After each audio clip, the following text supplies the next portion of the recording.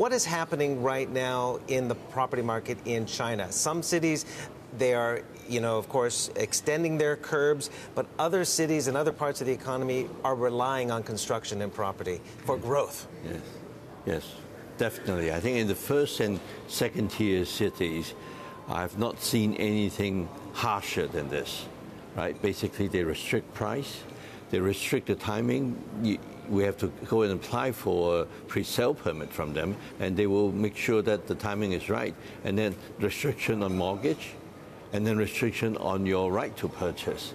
So, but despite all this, flats are still selling well. Yeah, I know. I mean, is there a risk? How much of a risk is there of overshooting on the tightening? So they want to deleverage and they want to take the risks out of the economy. We know that. But at the same time, they want to maintain that 6.5% growth. Yes. Can they do that, or is there a risk of overshooting on these regulations? Well, I think so far it seems to be all right. The first quarter of this year is 6.9%. Yeah.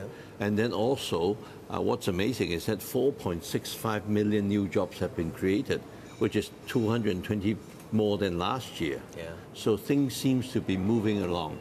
But I do expect maybe after the 19th Party Congress, I think it will relax a little for the property market, because I think things might slow down. But a lot of people I've been talking about is that the deleverage campaign will really kick in after the 19th Party Congress. If they think it's bad now, it could get even worse. What are you doing to also deleverage as you get your gearing down? I know you just sold off about 80% of one of your signature properties in Chongqing. Yeah. I assume that's to help pay down debt? Yes. We want to lower our gearing to around 50% at the end of the year. And what is it now? Right now it's about 68, 70%. And the thing is, I don't feel comfortable with the way the world is going. I think, is it going to be every 10 years we're going to have a major disaster? I don't know. But I prefer to take a more cautious approach. So I want to lower our gearing and make sure we have the cash available when there's opportunities. So there are other projects you're looking to maybe hive off? Yes. Over what time frame are you looking at? We're working on some now. I think probably in the not-too-distant future, we might make another announcement, yes. So why would Vanke, who you sold that 80%, what can they do perhaps better at this time than they're more willing to assume that risk? I guess they probably feel that they can lower their costs, which I tend to agree, because if it's building just residential properties, their cost is definitely lower than ours. And I think for the local developers, they probably can cut the corners a bit better than we can. Yeah. How about Hong Kong? Moodys just downgraded Hong Kong along with China, of course. There's a lot of talk as we head towards the anniversary of the 20th anniversary of the handover in 1997. That was also the anniversary of the big crash. And there are parallels. The property prices have gone past those 97 peaks. Do you see similarities and the risk of a crisis? I don't see a crash happening in Hong Kong anytime soon. Why? Because there's basically no supply.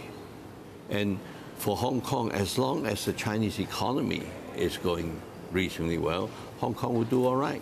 But they raised the stamp duty to a ridiculous 15% from like 7%. They almost doubled it, right? Yes. So, and that didn't suppress prices. Yes. What does that tell you about the continued Chinese demand? Well, the Chinese buyers, because they want to buy a piece of property in Hong Kong, they want to hedge that because there's been talk about the depreciation of the renminbi. So buying in Hong Kong is probably the safest hedge for them. And now renminbi is going a little bit stronger against the dollar. Again. Nobody wants to bet against the foreign exchange because nobody knows. As we head to July 1st and the anniversary of the handover, what do you think the biggest challenges are for the new chief executive, Carrie Lam? I know you were a supporter of C.Y. Leung. How do you rate her so far, and what is going to be her biggest challenge? I think she would do a good job because she's been in the civil service for over 30 years. She knows the procedures, the rules, she knows the people, and I think she's very determined to try and do something. And I think the most important thing for her to take charge of immediately is the housing supply. Otherwise, prices will continue to shoot through the roof. Yeah. And the young people simply cannot afford it. It's unaffordable. And you've been on record in support of also kind of unleashing some of the national park land as well for developers, right? Well, we have designated 40% of our land for green open space, for country parks, and we need land for the young people. If you don't have a roof over your head, what's the use of the country park? This is the biggest risk, do you think, to Hong Kong and the confidence level, that widening gap between the rich and the poor? That's where people took to the streets a few years ago, and July 1st we'll probably get some people on the streets again. Yes. That's not the only one. I think, of course, right now our political structure and system is not really working so well. We need to fix that. But two years ago, we had the chance to have a universal franchise for our chief executive, but the Democrats voted it down. I think we need to work some more on that. Okay, we talked a little bit about the rising shares of developers. They've been beaten up a bit as well on, those that have defaulted have been in the property sector, whether it was Kaisa or others. But we've seen a real surge in the property shares, a lot of fund buying moving into these property companies, Evergrande leading the way. What's really behind this resurgence in buying? I guess there must be a re-rating. People looking at the market situation, the restrictions on buying is so tight, but these developers are still selling, breaking records, making good profits. And they're selling at a substantial discount to their net asset value. So I guess the market is saying, well, this is still a pretty good bet.